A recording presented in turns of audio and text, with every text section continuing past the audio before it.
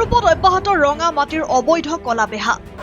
ঐতিহাসিক চিলাপাহাৰত বন বিভাগৰ জ্ঞাতসাৰে চলিছে বন ধ্বংসযজ্ঞ। এই দৃশ্য হৈছে কামৰূপৰ পছৰিয়াৰ সমীপৱৰ্তী বৰগাঁৱৰ।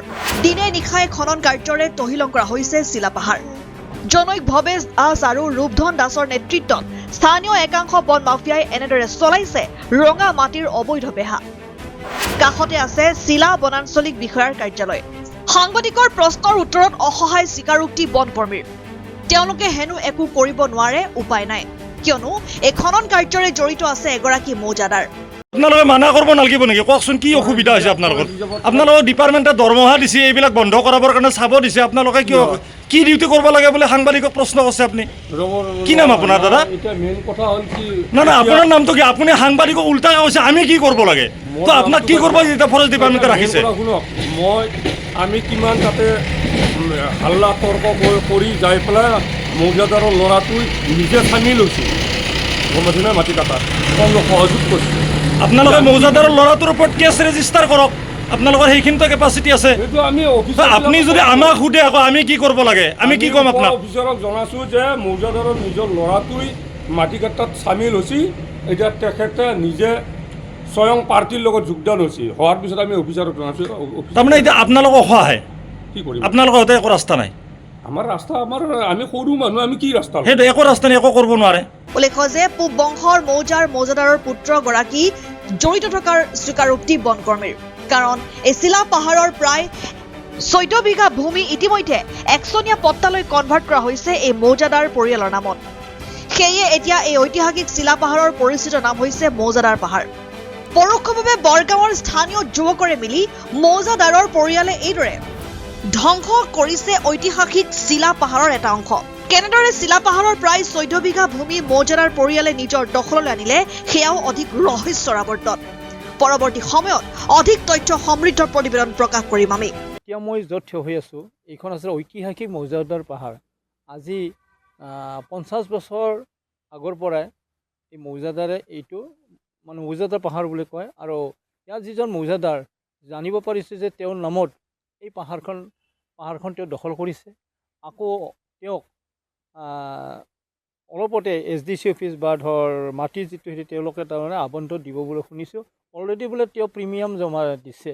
গতিকে তেওঁৰ যদি গোটেই পৰিয়ালটোৱে এই মাটিবোৰ দখল কৰিছে বা তেওঁলোকে পাইছে বা তেওঁলোক অঙহী বঙহী পাইছে, তেওঁ কি কাৰণত কেনেকৈ এইখিনি মাটি তেওঁলোক এলটমেণ্ট কৰিব বা এলটমেণ্ট পাব? গতিকে এই যি সময়ত নেকি কত ভূমিহীন মানুহে 1 কঠা 5 লাখৰ মাটিৰ কাৰণে হাহাকাৰ কৰি আছে। গতিকে এই কথাটো ভাবি চিতি তেওঁৰ এই বস্তুটো বাতিল কৰি লাগে ভূমিহীন মাটিবিলাক মানুহক 1 কঠা 5 লাখৰ মাটিটো ভগাই দিব লাগে আৰু এইটো বাতিল হ'ব লাগে। এইটো কোনোপধ্যে মানি লোৱা নহ'ব। গতিকে তেওঁ কেনেধৰণে প্ৰিমিয়াম জমা দিব, কেনেধৰণে তেওঁলোকৰ এলটমেণ্ট হ'ব, এইটো খুব আচৰিত কথা। গতিকে এইটো বাতিল হ'ব লাগে। কথা নহয়, একেবাৰে আজিৰ কথা নহয়। আজি কেইবা বছৰ আগৰ পৰাই এই পাহাৰখন কাটি তহলিং কৰি আজি পূৰা তহলিং কৰিছে। ৰমৰমীয়া এখন সেই বিজনেছ চলি আছে, যাৰ ফলত নেকি গোটেই পাহাৰখন তহলিং কৰি কিছুমানে ৰমৰমীয়া বিজনেছ ধনী হৈছে, কিছুমানে মৰহি গৈছে, কিছুমানে হয়তো চাই থাকোঁ একো ক'ব পৰা নাই। বন বিভাগে কি দেখি বন বিভাগ পাবলৈতো পায়েই আছে। বন বিভাগৰ ইয়াত চাব লগা নাই, ছাগলী চকু মুদি কুলিৰ দৰে আৰু গুচি যায় তেওঁলোকে। বন বিভাগ অসমত আৰু বন বিভাগ বুলি কি আছেহে এতিয়া শেষ। আপুনি মই যদি এডাল যদি শাল গছৰ বা চেগুন গছ ঠানি গেটো আমাক এৰেষ্ট কৰিব, কিন্তু এই ৰমৰমীয়া টকা থকা কৌটিপতি মানুহে পাহাৰ কাটি শেষ কৰি পেলালে। তেওঁলোকৰ কিন্তু বন বিভাগৰ কিন্তু হেৰিও নাই, চকুত পৰা নাই আৰু নপৰে কেইটা চকুত। কি বিচাৰে এইটো? মই বিচাৰোঁ যে এটি বাতিল হ'ব লাগে আৰু যিখিনি আমাৰ অসমৰ ভূমিহীন মানুহ আছে তেওঁলোককে লাগে 1 কঠা 5 লাখকৈ মাটি ভগাই দিব লাগে। সেইটো হ'লে বেছি ভাল হয়। দেখা পাইছে, চাওক পাহাৰ কাটি তহলিং কৰিছে। এইখনেইতো নহয়, অকল উত্তৰ গুৱাহাটীৰ গোটেইবোৰ পাহাৰ, মেকুৰী পাহাৰ, পছৰীয়া পাহাৰ ইত্যাদি পাহাৰবোৰ কাটি কুটি ৰমৰমীয়া ব্যৱসায় হৈ আছে।